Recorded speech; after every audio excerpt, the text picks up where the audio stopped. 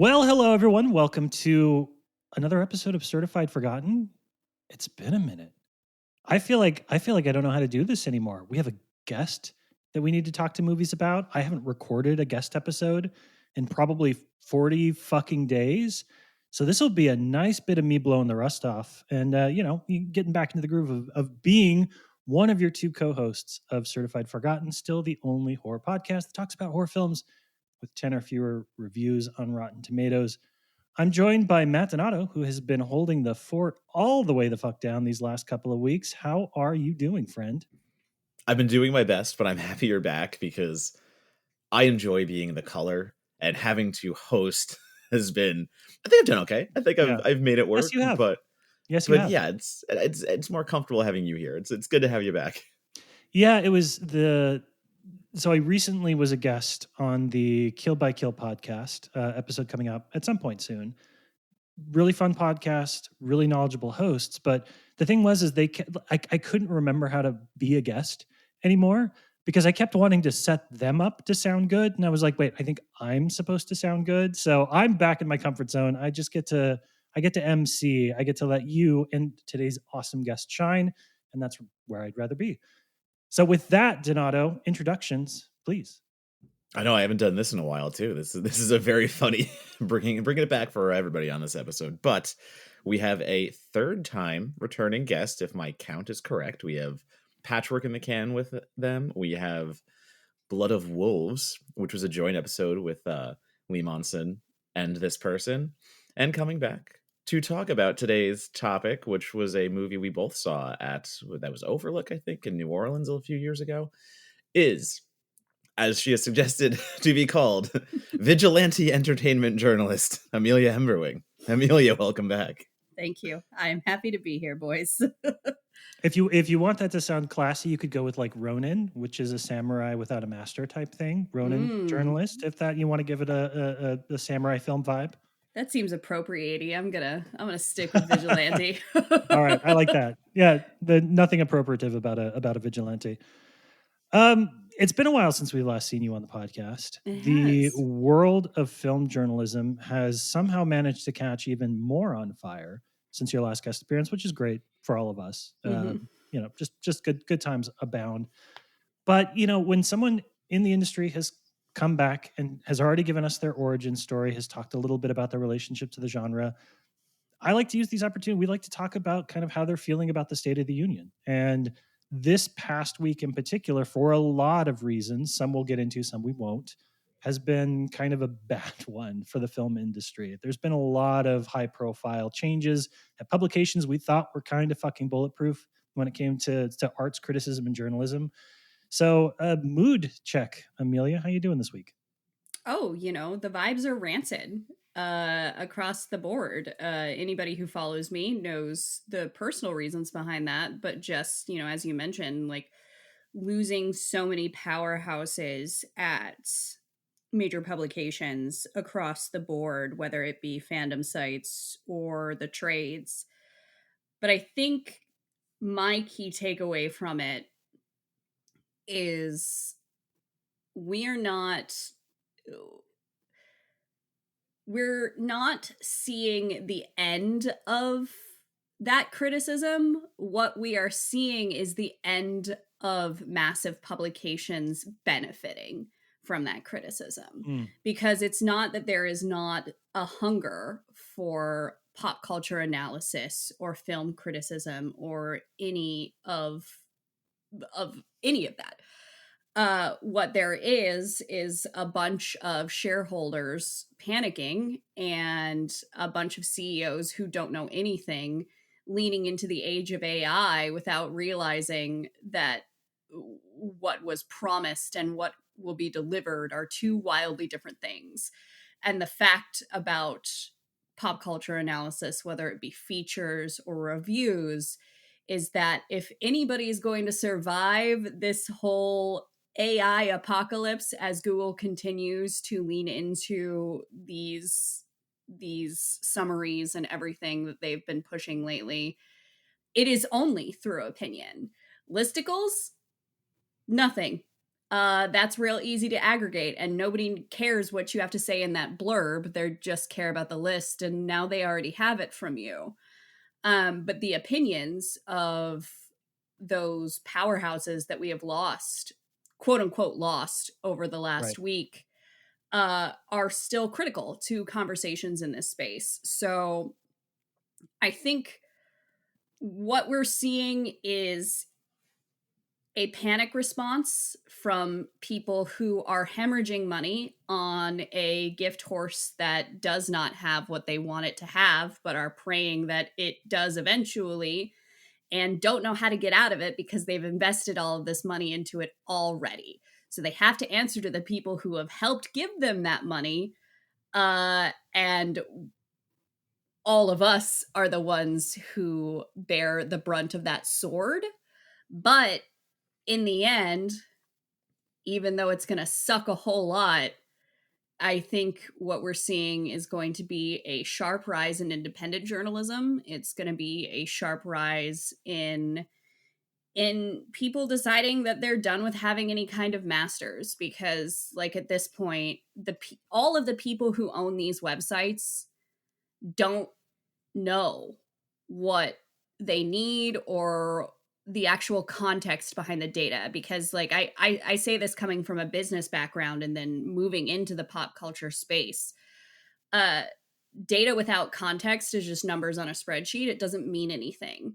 Right. And the lack of ability to understand the context behind those numbers, or the context behind the engagement time, or the context beyond what audiences are responding to is what's going to ultimately be the downfall. And it's not the end, it's a shift. And like all shifts, it's going to suck shit for a minute. Yeah. And I think we all have a business background. We're all coming from a place where, whether Monel and I have had day jobs the entire time we've been doing this stuff, like Amelia, you've experienced the day job life and doing that as well. So the context we all bring to this, it's baffling how poorly managed this entire industry is that we're working in. And it is baffling to watch how reactionary decisions are, in the way that like venture capitalists just swoop in, think they can make a quick buck because it's online, viral, blah, blah, blah, like just the key hot points. And they go full force into whether it's the pivot to video or the pivot to AI, all this stuff. And the quickness with which they also like retreat on that, how anyone can kind of like run these businesses like that, is so beyond me. Because like I've been at my day job for over 11 years at this point, and like we have been up, we have been down, but like we weather the storm because we are a corporation that at least like takes the time to understand what's happening and is like pivoting with it, but also like sustaining and like making sure that we're going to be okay in the future, and like the workers are and stuff. Where in this industry, like, talking about the journalism industry at whole, there's no safety, there's no nothing. It's literally just people just throwing shit at the wall and hoping it sticks, and when it doesn't, they just gut house. And I don't understand how it can be this poorly managed. And it's what Amelia said, though. The people at the top have no idea how to run anything about like a website and journalism and all that stuff. Like they just see the online money model and they want their quick hit. And we are the ones that continually, the workers, keep getting punished for their ineptitude. And it's just going to keep happening because, Polygon getting sold to Valnet. Like Valnet continues to just like pick off new websites and just add them to their umbrella and then just churn them into another churn factory with shit rates. And yeah, it's fun times. Yeah. Well, I think it's interesting to me, pejorative, how often there doesn't seem to be a long-term plan for this kind of stuff, which is sort of what, you think, at least coming up through the ranks as an employee, that a big part of being a business leader is having a vision, having a multi-step, multi-year plan. Like my organization has a 10-year plan. Anybody on the leadership team, myself included, knows what that 10-year plan is, knows what's in the 10-year plan, and most importantly, knows what's outside of the 10-year plan. The shiny objects, our CEO talks about it all the time. The shiny objects we're not going to chase because they're not part of the 10-year plan. We don't think they're going to help us get to our end goals, and we feel confident, and we feel like we spend a lot of time figuring out what those end goals should be. And I want to ask you, Amelia, I know that there's probably a lot of parts about this that you can't talk about, but a lot of folks that have strong opinions about the state of film criticism, they're talking about it as a freelance journalist or maybe a staff writer or something like that. You have been at the bargaining table. So not your Mhm. this is not theory for you. This is not hyperbole. Like you know what the business side of these organizations values, and you've had to have the kind of conversations that we're having right now about what is important and what kind of long-term thinking. So do you feel like, as somebody who sat down and had those conversations, do you feel like the industry, people like us, have their finger on the pulse, get it? Or do you think that there is room for folks to understand, okay, there's business stuff here that we do need to factor in? I think that there is absolutely room for the business side of it to factor in, and in fact, I think it's critical. The problem is that all of the people who are in those positions across the board, this is a universal entertainment journalism problem. There is not a single person who owns one of the trades, who owns a massive media company, who actually understands what that business is. And so that's where the issue is. So like it's not as nuanced as, oh, well, are the workers right, or are the corporations Right. right? It is that the money people who have become these CEOs and these quote unquote disruptors don't know what the hell they're doing and what the hell their audiences want, and instead have exactly what you just described, with this reactionary response that isn't actually benefiting anybody. Like here's the thing from a labor perspective, is regardless of whether or not you believe that the bottom line is important, the bottom line is what pays our salaries. Yeah. But the fact of the matter is that all layoffs, whether they're a good CEO or a bad CEO, all layoffs are management failure. Every single one.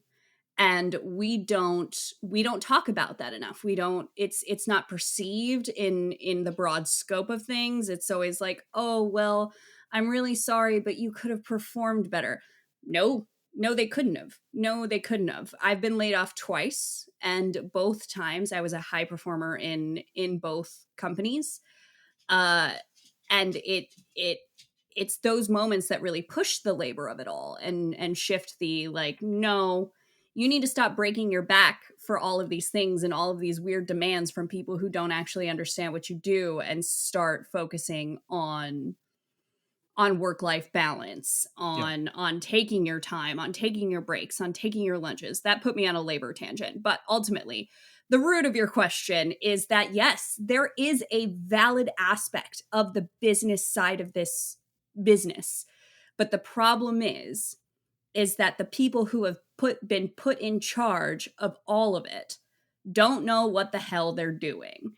And they are making decisions that the creators are explaining to them, like, no, this isn't correct, and this isn't the smart move. And nobody realizes that all of the ads and everything that they're selling around these websites solely exist based on the content of which, I hate that word, the content of which their Yeah. creators are making. So it is that disconnect between understanding, yes, this is a business, but also you are beholden to your creators in a way that no money person wants to accept in any capacity. Yeah. Well, and let's pivot a little bit, and talk a bit about the arts criticism component of this as well, because you're talking about the quality of it. Content is a dirty word, but it's also an easy word. So Mm-hmm. forgive me if I also use content as well. There has been a lot of conversation. Friend of everybody in the industry, Thomas Laughley, who is just one of the nicest people in this business, was talking about on Blue Sky a couple of days ago about how she gets so much pushback with the stuff that she writes, because she's like, why do you think, like, why do you get to be the arbiter of this? Why do you, I like it, you don't. Like, why are you so elevated and hoity-toity and get to like be a trendsetter? And I have opinions too. We all have opinions.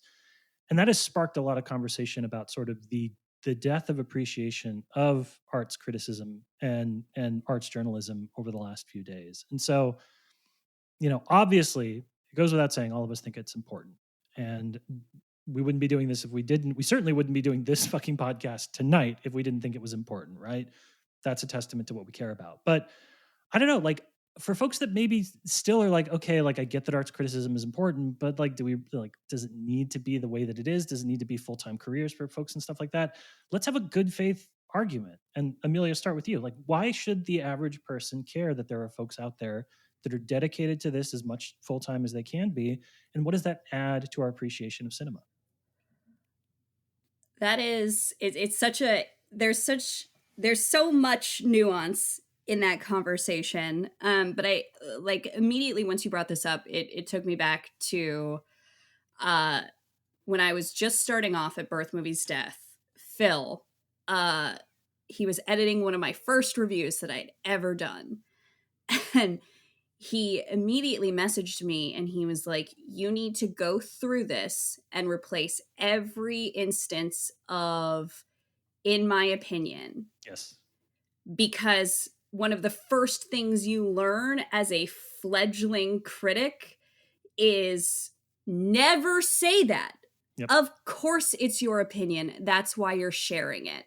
And I think what we have hit in our everything is a battle, everything is a fight era, where everybody just wants to get uppity about literally everything. They see somebody presenting their opinion as their opinion, but not saying the phrase "in my opinion," and lose their minds because they think they're being told what to think, when really they're reading the opinion of another human being. Now, so far as the analysis of like what we bring to the conversation, to the discussion, etc., this is gonna sound crass and cruel, and bros, they're gonna post my tag at the end of this, so you may line up and say what you have to say. But those critics know more than you. They know more than you. They're trying to share that information with you. They're trying to share those years of experience, the hundreds of years of film analysis. They're trying to help you understand, what this scene got inspired from, or how it could be better, or what needs to be explored and what wasn't and what was. It's not that deep is really kind of what it boils down to, because we hit this era where, oh, well, if you don't like a film that I liked, it's a personal affront on me as a person. No, baby, go with your God. The number of things that I like that so many of my friends hate and vice versa is so long. And having art tied to your identity is meaningful. It does matter. But thinking that somebody not loving that art in the same way that you do is a personal attack on you as a person is where it became a problem. And, the Snyderverse of it all, I feel like really Spartan kicked that into existence. And that's where that nuance kicks in. Like, no, critics, well, especially female critics, were not upset that there were people who liked this movie. We were upset because we were getting death and rape threats from lunatics about our opinions on superheroes. Yep.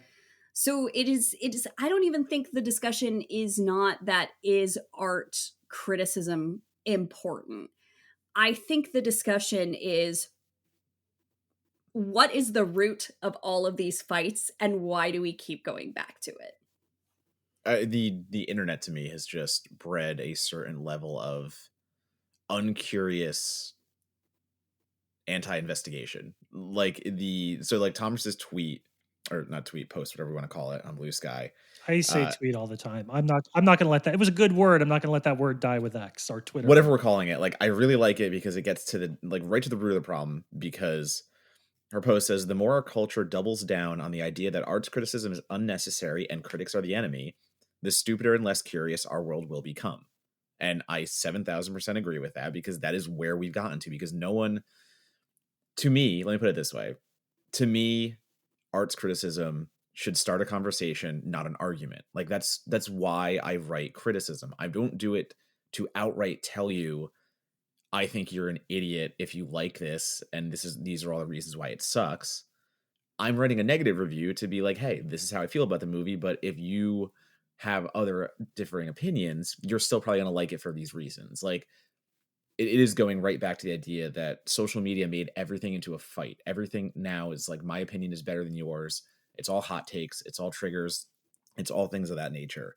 And thoughtful criticism doesn't belong there, because people want 2 sentences worth of fuck you, I'm right, get off my lawn kind of stuff, and then just to fight with people. And like, that to me is the most boring part of any kind of analysis, because it's not real analysis. And all they're doing is saying, ugh, Oddity was so overhyped by all these critics, and like, they don't know what they're talking about, and like, that's why it's bad. It's not analysis. That says nothing about the movie. That is boring. That's stupid. Like, I want actual thought. I want to be like, hey, this is what I thought about the movie. I would love to hear if you have a differing opinion, or if you agree with me. That's the point of this. It's to start an exchange. It's to start thought. It's to have people think about things differently, and seeing it firsthand in, like, not to put like my friends on blast even, but having a group chat with friends and knowing, because they've told me at this point that they don't care about my like reviews on movies because I'm a critic,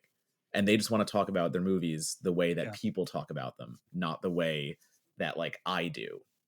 So it's like, it's so hard to be a critic even nowadays, because like friends and family are just kind of like, oh fuck, I don't care what you think about this. Like, was it good? I don't want to hear about the themes. I don't want to hear about all this stuff. And we have just gotten to a point where nobody wants to, I don't know, like grow. Like, Well, I have learned so much about myself just from watching movies and analyzing and writing about them, and like digging into things and themes and appreciating things in different ways. And the idea that people just don't want to do that anymore, and they just want to be like spoon-fed exactly what they want, is devastating, as Thomas put it. So, and I don't even think that's the case. I think I have this phrase muted across social media because I'm so sick of hearing it, but I think it kind of boils down to a sort of echo chamber.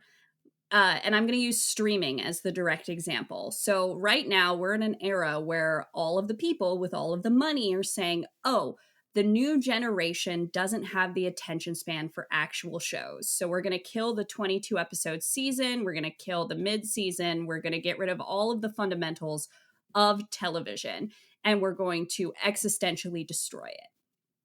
Now, the fact of the matter, the data and the context behind the data shows us that that generation is foaming at the mouth for long form television.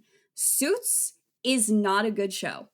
It is chronically fine, but it became a phenomenon because people saw clips of it on TikTok and went, I want to go learn more about this thing. It's a bad show with good characters that you're engaged with. And they watched all of it over and over and over and over again. If you go back into the streaming charts every single week, over and over and over again, it is legacy, actual shows engaging audiences, both young and old.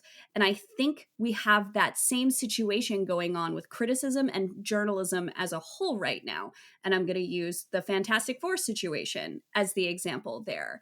So I asked Vanessa Kirby a question, and it was no more or less thoughtful than any other question that I have ever asked, because I'm a journalist and it's my job, and I like having engaging conversations with the people creating this art.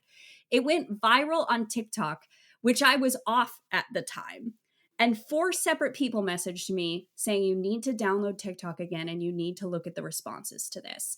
And because I am so broken after a decade of doing this, I'm like, who's coming for my life today? Right. And I log on, and it is thousands of people saying, thank God they brought an actual journalist into this fucking press tour, because everything else was just, ooh, Pedro Pascal is daddy, and ooh, how can we make a memeable moment now? It is not that there is not a deep desire for these things. It is that the people who have the cash are going, people don't want these things because they told us once that they wanted this short form nonsense. It is not that there is not a desire for it. It is that we are hearing the loudest people repeat themselves over and over and over again. Zack Snyder, also a great example. The way Snyder Bros stopped being Snyder Bros once he was not attached to the DC universe anymore is unwaveringly fascinating. Netflix backed up the money truck for that man, and 12 people watched his movie. Mm-hmm. Not even the mad people. And so I think it is just this same small group of lunatics that we keep amplifying over and over and over and over again, to the point where they are getting to make the decisions for Star Wars. There are some cases where they're getting to make the decisions for Marvel. Like, it is not that there are that many people who are like that. It is that we keep being assholes and quote tweeting them and engaging with their lunacy. So, like, in a way, we're all a part of the problem, but we have real life data showing us that people do want long form shows. They do want actual journalism. They do want actual criticism, and they don't want Zack Snyder. Yeah. And I've told the story, I think, on the podcast before. I'm a little sympathetic to the vast majority of folks in the middle that just don't know any better too. Mhm. When I was a freshman in college, I took an entry-level survey with my teacher. They asked me about film stuff that I was interested in. This is before I really started to focus on film full time. And I wrote at one point, I was like, I just don't think movies before 1990 are for me.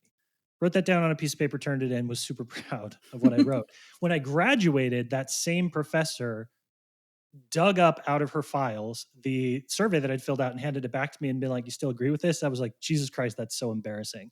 And the thing is it wasn't because it's not because I'm some wonderfully evolved male who's able to like introspect and it's just that I had a lot of conversations with a lot of people that I knew were smarter than me. Because if you talk to somebody face to face, if you listen to how they talk, if you listen to the argument they make, if they're not somebody that you can just anonymize on the other side of a screen, you realize, oh, there are people out there that are more passionate, that are smarter. And it doesn't mean anything less than me. It just means like, hey, I want to engage with them because they're super fucking interesting. And so when folks talk about the death of expertise, we'll call it the RFK juniorification of the United States, right? When they talk about like the loss of film critics, part of me just the online piece, it makes me sad because so many of my most formative moments or experiences have come from talking to people about something, hearing their perspective and being like, I like that better. I'm going to punt on what I was thinking before. It's not because I'm some great guy. It's just because it's fun. It's fun to like process new information, be like, I'm keeping that, I'm adding that. That's part of the fun of growing and learning and getting to appreciate the things that you're into a little bit more. And it's hard to do when the entire system has decided that there isn't space for that, that there aren't opportunities for us to be able to hear from folks and engage with folks in that way. And so there is the vocal 1% that absolutely is fucking up everything. And there's a lot of people in the middle that are just never going to have the opportunity to engage with art in that way. And it's kind of their fault and it kind of isn't. And that to me bums me out a little bit. And it makes me happy to tie back to what you said originally, Amelia, that there are still places where folks are going to do this because we're all going to write about film until we die, whether we make any money about it or not anymore. That's not really the point. I think we're all just addicts in a way that we're like, this is something we have to do. It'll always be something we do at some level. So I'd like to keep making money from it. yes, okay. Yes, sorry. For the record, as somebody without a day job, I would like to keep making dollars. Please. Yes. You should consider all of your projects upcoming. Talk to Amelia. Amelia's going to be a fantastic fest. You were just talking about that. Like, hey, what a great boots on the ground person to talk about with a little bit of, if you need commissions on pieces, especially the big stuff that's coming out that you're like, we got to write about it. Talk to Amelia. I'm just saying. And then Donato too. Talk to Donato too. I'm sorry, buddy. I'm not trying to cut you out here. I didn't pay him for that, just for the record. I get it. No, I've got half my my fantastic fest lined up, so awesome. I will be sending my email to see if I can do it online in like a week or whenever I can get around to it. So we're all at different levels of Fantastic Fest engagement right now, which is really good. We could talk about the industry forever. We could talk about our perspectives on it forever. And we will, because there will be a 4th episode with Amelia. So we'll pick this conversation up at some point in the future and talk about it more. But as we do with every episode, our guest has brought us a movie. We want to talk about that movie. We want to talk about movies, not just complain about the industry. So when we come back, we're going to talk about Shaky Shivers. Be right back. Okay, welcome back. So today we are going to talk about the horror comedy Shaky Shivers. And a brief plot synopsis if you have not seen it, and I think probably a lot of people haven't. So listen up, pay attention. This is what you're in for. You might forgive Lucy and Karen for not bringing their customer service A game. After all, the two best friends haven't exactly set the world on fire since high school, and they now work at a small ice cream shop in the middle of nowhere. Things soon go from bad to worse. When they piss off the wrong customers, Lucy begins to think she might have a werewolf's curse placed upon her. When the two friends head into the woods to test their theories, they soon find themselves at the center of a good old-fashioned monster mash. Horror comedy Shaky Shivers is the directorial debut of Kang, best known for his work as an actor in the Fast and the Furious franchise, and a lot of other stuff too. But let's be honest, that's the one people know, and there was like a whole online movement to get him back in the movies. It's a thing. Amelia, you brought us Shaky Shivers. What made you want to talk about that on the podcast today? I first of all, I would like to reiterate justice for Han, because the fact that this movie has less than 10 reviews is nonsense. To be fair, it has 11, but we broke the law. No, it's the Donato and Monagle rule, because I am one of those reviews. We don't count it, so it has 10. Okay, well, it's still criminally underseen, and it's so wonderful and dopey, and I was so endeared by it. And it was a rough overlook when we saw this movie debut. But I'm just so charmed by it. It's so endearing in so many different ways. The practical effects are great. Just watching these two burnout idiots try and get through their weird situation is hilarious. The comedy chops on these two actresses is like, they're punching so high above their weight class here. This movie lives or dies by their performances, and their relationship is so believable, and they shift radically between caring about each other and being just complete assholes to each other, which I think we don't see depictions of that enough, especially when it comes to female friendships. Because, everybody's like, oh, it's going to be kumbaya, or everybody's going to be bitches. And no, the answer is both. We're both. We contain multitudes. We love each other and we want to throat punch each other. And so I think there are just so many aspects of it that are so fun and curious and weird and sometimes goopy. And just Bob. I love Bob. The ice cream shop owner just has the warmest dad vibes. And then do we spoil on this podcast? I forget every single time. We do. Yeah, sometimes we'll wait until the end of the episode, but it's really at the discretion of the guest. It's your movie. Spoil when you want. I'm going to do it. Soon Kang's cameo at the end, hysterical. And he's just straight up making fun of himself, because he became such a heartthrob in Fast and Furious, and he's like, nope, I'm going to be the biggest fucking weirdo. I'm going to show up, but you might not be happy that I did. Just every aspect of it, I think, is so warm and so dorky and so lovely. But what I am curious about, because you and I fight about this all the time and you do not love horror comedies, what did you think?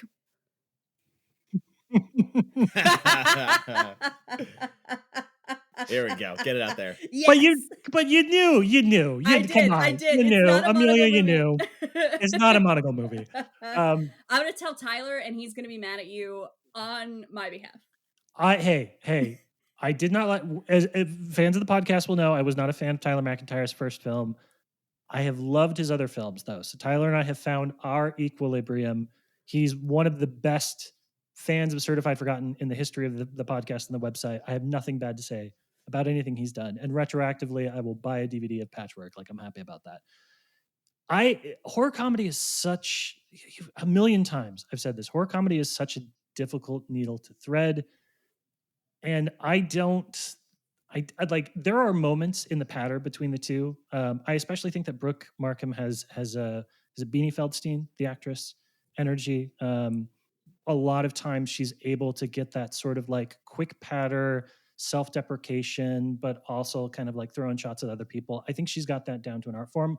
There are moments where I really like the dynamics of the two cast members, but it's very broad comedy and very specific gore, and that is always two things clashing together that I'm gonna have a hard time with. So that's me, but I'd love to hear what Donato thought about it. I'm surprisingly pro Shaky Shivers. It definitely is a horror comedy that favors the comedy over horror, and as a staunch like horror comedy defender, that is one of my dings a lot of times where, like you said, the balance doesn't line up. There's not the same amount of scares and gore and whatnot in comparison to jokes. And I do think that does happen in Shaky Shivers. But to echo what Amelia said, I do love the two main actresses. Like, this is kind of like a teen sleepover gateway horror film about zombies, cults, werewolves, ice cream, friendship. Yeah. And Bigfoot. And Bigfoot, right? And Like Bigfoot. cryptids. Like it's insane how much they cram into this movie. And yes, there's not a lot they can do with it. But to go back to the practical effects that you were talking about, Gabe Bartalos did them, and like he has been everywhere from Leprechaun to Jason to Godzilla to Darkman. Like, dude knows how to do special effects, and I think that really shines in the moments that, yes, we're not going to get a lot of it, but his zombie costume and makeup, it's so good. The prosthetics, like everything about it. So you're getting the bursts of gore. You're getting them maybe not that frequently, but what's there looks really good. And you don't see that in a lot of indie horror movies. You know, sometimes you're getting the indie horror movie that's just trying to get by with the slapdash effects and, you know, hey, throw some blood on it, we're good, don't worry about it. No, this shit looks really good. And on top of that, it is like cute and hokey in a way that is just adorable. And like that's the charm of it. I think again, both actresses like do a great job bouncing back and forth, being messy and trying to figure things out and understanding like that they're in a turning point in both their lives and trying to figure out what comes next. And that just happens to include turning into undead creatures and lycanthropy, but it somehow comes out. Like, it somehow comes out in the wash, and the idea of, I just had a nice little time with it. And I don't usually go again for cute and hokey. I like my comedy to be dark and sinister and to have a mean streak, but it's not really here. Yeah. In some points there is, when they bring back the corpse of an ex-coworker, which is a hilarious scene. But again, like, it is just mostly lighthearted and jovial, and maybe that's why. Maybe because I watch so much dark shit, having something that is just sugary and sweet is a little treat. It's like Psycho Gorman's dorky little sister. It's not nearly as mature. It's not nearly as refined. And in some ways, it's not even necessarily as funny, because I think Psycho Gorman walks on water.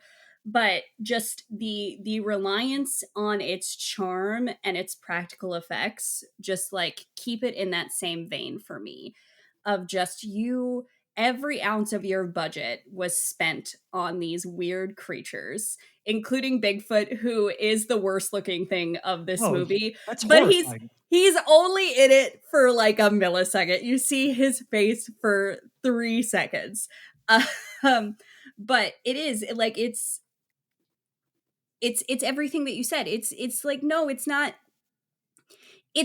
exceptional, but if it were exceptional, it wouldn't be as good as it is. Like, the part of my respect for it is that it is so plucky and rough around the edges, just like its two leads. To be fair, that is the argument that I use whenever Andrea and I are fighting. I'm not exceptional, but if I was if I was exceptional, I wouldn't be so good. It doesn't really work for me. Well, let's talk about Sung Kang, because I'm always curious when an actor moves behind the camera for the first time. There's always that adage that they're going to let their actors get away with murder. That's kind of like the thing, is like, actors, when they move behind the camera, fall in love with acting. They are overly generous. They spend a lot of time. I'm curious what we think of Sung Kang as a filmmaker after this, in a genre that I don't think anybody necessarily beforehand. I've seen some interviews with him and he talks about appreciating the horror genre, and it makes sense, but this felt like it was out of left field at the time, I think, for a lot of us. So Amelia, Sung Kang getting his directorial start in horror, obviously you like it, but like what does he bring to the table that stands out for somebody that you don't ever think of as a horror actor or performer? So I've spent so much time gushing about the practical effects, so I don't need to keep beating that dead horse.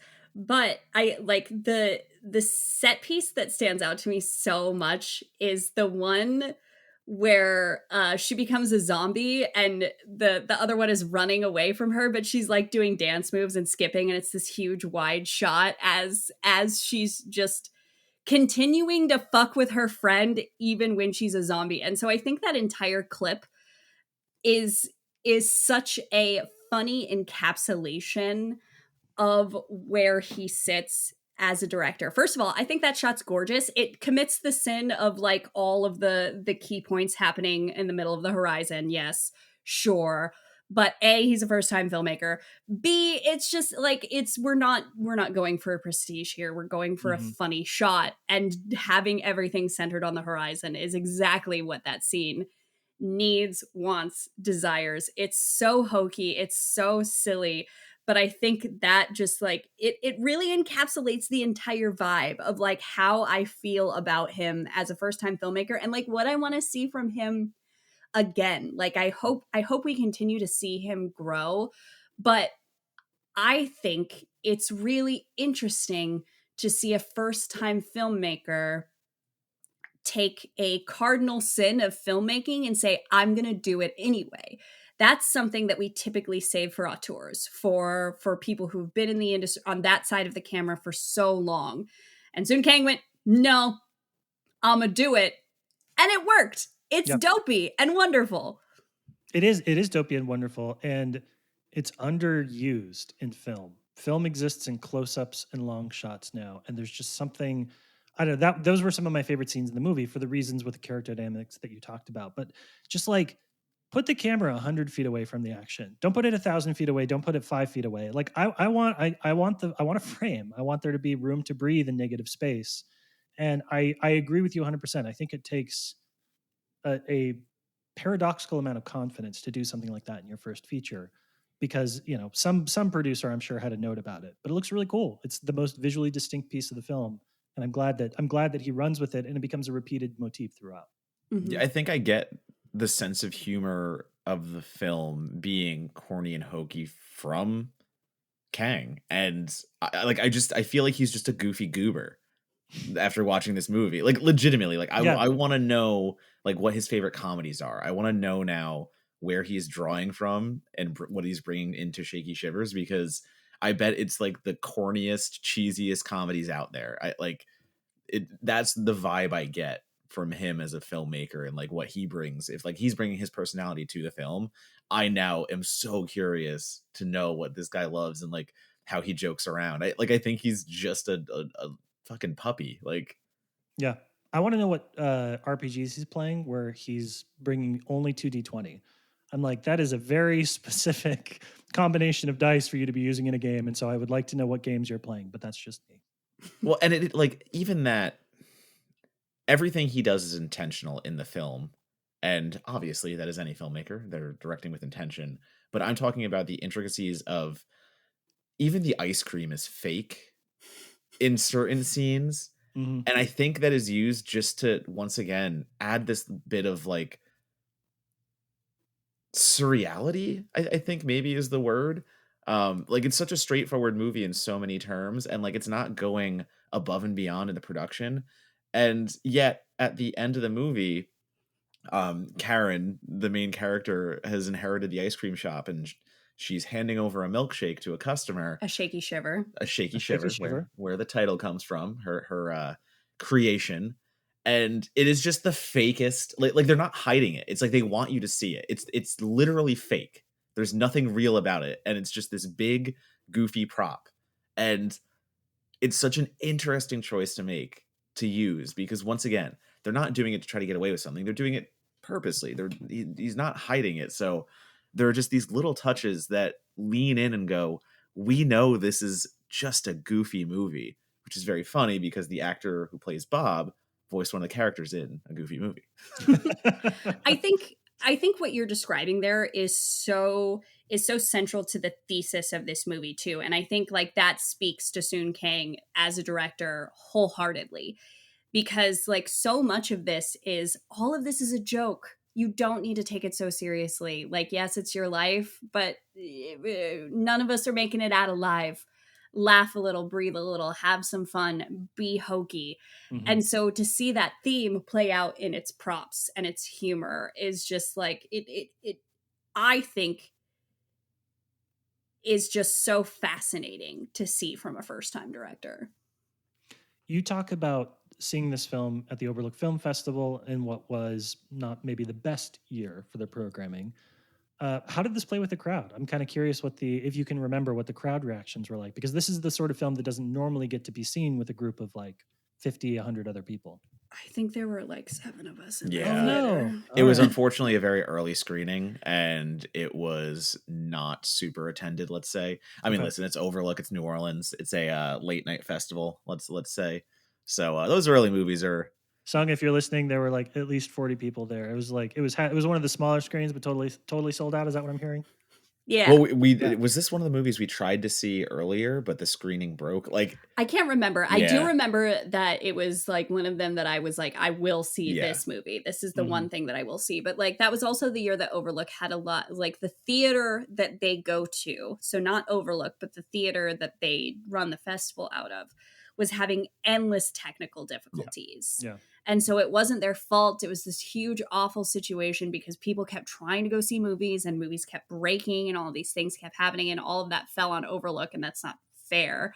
But also, and it also hasn't like, happened since. it hasn't confirmed. happened Like, since. so It was a an 1 year. off year for the movie theater. And so like we definitely saw this on the second half of our journey. And so I think by that time, so many people had just given up. They were like, I'm not even gonna go see any movies at this anymore. I'm just gonna go hang out with my friends. But it was a rough year all around. And And that Overlook is- innocent. Overlook is one. It's like one of the few film festivals that I've traveled for. It's a really cool festival, but it's a strange vibe at, what is it, the Canal Place Theaters on the 3rd floor of a mall that stops Yeah. at the 2nd floor, and you're kind of like, oh, okay. So yeah, it doesn't take a lot, I think, to, if you're not in it to win it, to dissuade folks from really like making the trek and committing, because the vibes at that mall, not Overlook innocent, the vibes in that mall can sometimes get a little weird. Definitely. Well, we talk about the balance of horror and comedy, and this is a silly film. It's not trying to be anything else, and I like that. But I do want to hone in a little bit on the balance of gore and comedy in this, because I think that, you know, we've talked about how well the special effects and the prosthetics are, but both of you see something maybe that I don't, and how it can kind of work in both modes sort of simultaneously. It's the arguments that Donato and I are constantly having on the podcast about horror movies that try and be funny just ending up as like ineffective horror movies, or comedies that lack punch. So what is it about the balance here, Amelia, that works so well for you? Well, I think I think Matt and I are in a slight disagreement in that like it's not grim, and I certainly agree with that, but I don't necessarily agree that they don't bring good balance with the gore, because one of the first things we see in this movie is a dude getting shot through the eye socket. Truth. And then we see all of that. And then he walks around, and then we get a zombie, and then we get all that. Like, I think there are so many underscored gore moments because we're laughing at them. Like all of the horrificness is also funny. Like when they try to do the stupid blood infusion, you're like, that's the dumbest idea that I've ever heard in my life. She's trying to do a blood infusion from drinking from a cup of blood, and then she vomits it everywhere. Like all of these aspects are in and of themselves fundamentally gross. And for people who are not us, who are not used to seeing all of these gnarly, awful things, like, that's horrific. Like, you know, what do you mean I'm seeing the inside of this guy's skull, who will later ask the question, where are my brains? And the answer is that the girl who murdered them turned into a zombie for a second and ate them. Like there are so many moments where like it's not, I don't see the comedy and the gore as separate entities that need to be balanced. I see them both intrinsically woven within each other, and I think that's where I really lead into like this is Psycho Gorman's dorky little sister, because I feel like Psycho Gorman really does the same thing, where there are so many gnarly moments in it, but you don't even think about them because the function of them is also to be funny. Yeah. I also think too there is a charm to the idea that it is a horror movie led by women, and they don't fall into the usual tropes, let's say, of fighting over a dude or getting snippy bitchy for no reason and all this stuff. Like it is a movie that so loudly celebrates what it is, and also the idea that like it's just letting these characters do things within the horror genre that like, you know, like even just being gross. I like it's a weird thing to say, but like letting them Yeah. turn into like gnarly creatures instead of like sexy versions of the fucking like movies that, you know, would sexify all that stuff. Like it is just so straightforward about just being good-hearted and being nice and being about creating bond and chemistry and like the work it takes to make a friendship work. And like that it's again, it's just nice to see. It's just nice to really like experience every now and then. So like maybe that is just part of the effect of the balance being there. I agree, you're right, there's more gore than I'm giving it credit for, and the balance I think is striking, but just the way it's approaching everything is just thoughtful, and it's you don't get that type of thought from filmmakers, again, especially like a male filmmaker helming a movie about two women. Like, Well, and I think something that you said is so interesting, because we do get moments of like abject bitchiness. yeah, But in that moment, like she immediately like shuts down and starts crying and is like, I don't know why I said that. Yeah. And listen to me, boys, both you boys and any other boys listening to this podcast. Sometimes it do be like that. Sometimes your hormones just do a thing, and you look at somebody who you love more than life and you say the meanest, most vile shit. And then 30 seconds later, you're like, oh my God, what did I do? Why did I do that? What is wrong with me? And that's exactly what we see here. And I think that is so significant in the depiction of a female friendship, of just like, I love you, I love you, I love you. You're gonna fail at everything in life because you can't commit to anything, and it's fucking exhausting. Oh my God, that was true, but it was also really mean, and I didn't mean to say it the way that I did. I love you so much. Like that's so real, and in a film that is so fantastical and absurd, having that realness underscoring everything is so critical as a foundation. Yeah, and I do appreciate too the you know, in a world of endless marbleization where the stakes are save the world, that the stakes for this are like, how's the ice cream shop going to go, right? And it feels like it is treated as an arc. It is not, you know, the character that Vivi Wynn plays, Karen, wants to run the ice cream shop. That's the goal, and in the end of the movie, she's given an opportunity to do that, and it's not presented as anything other than the culmination of something that you would like to do. Maybe not forever, who knows? But it's nice to see a horror movie with sort of stakes that are achievable and aren't about, you know, this zombie plague that's gonna, like the cult that shows up 3/4 of the way through the movie.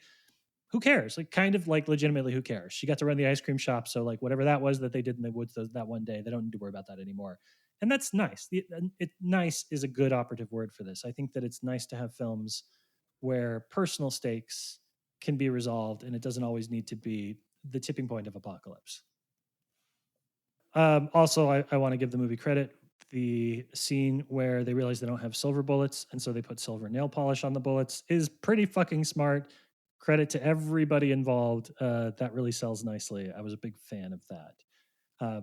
It's also funny because I just watched Silver Bullet for the Kill by Kill podcast, and so I was like, oh, they didn't need to do a whole thing with like smelting. They just could have like boop boop boop on the end. Glamify it. Just glam it up.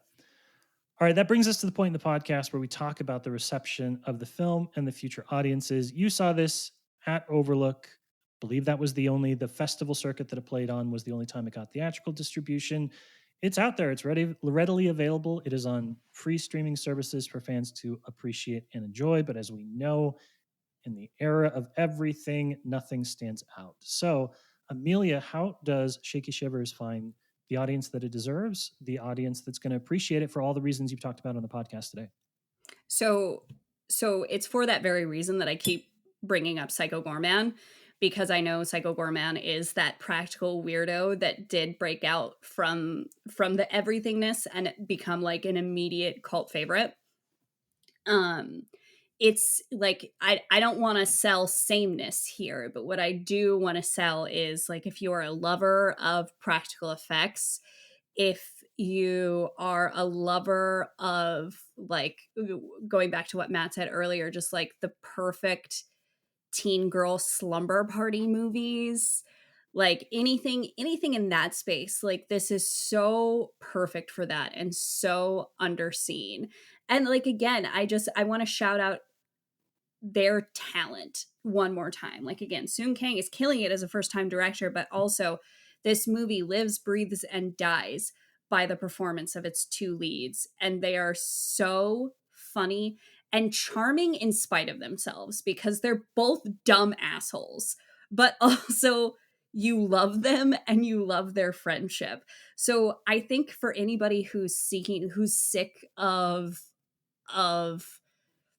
stereotypes and perfection, particularly in the depiction of women and female friendships, like, this is absolutely the movie for you. It's also like a really easy watch. It's brief. It's got a nice, it's comes in, it does what it has to do. A cult shows up, the cult is defeated, and then we get an ice cream shop. Like, going back to your, like, if you're sick of all of these stakes being, if we don't accomplish this, the whole world will die. Like, it's just nice. I just enjoy. And usually I use nice as a pejorative, but like, it's just a fun little film that I think everybody should watch. Donato. It's streaming on Amazon Prime. That's how I watched it. So Prime Video's got it. I believe it also has a home release from Screenbox and Cineverse. Like, that's who snagged it after it played festivals. So it is, like you said, it's readily available. It's easy to find. It's a low budget time. You know, it's one of those movies that probably won't over impress horror fans that aren't used to low budgets and things of that nature. But for those of us who have seen everything and kind of know what to expect from a movie like this, it's a breath of fresh air. And especially like watching it in the context of a film festival, where, you know, there is a lot of variation to a film festival, like, or at least a good film festival. Like, the programming will do its best to give you a little taste of everything. And this is something that like still stuck out. Like, even at Overlook, whether I saw that many movies there or not that year because of XYZ, it was something that I remembered. And it's something I remembered because literally, like, what else did I see that left me feeling this kind of like sugar-coated candy high? That's it. So again, I don't think it's going to blow you away. I don't think it's a 10 out of 10. I stand by my review. It's a positive. It is a mixed positive, but still one that earns a recommendation, and that's something.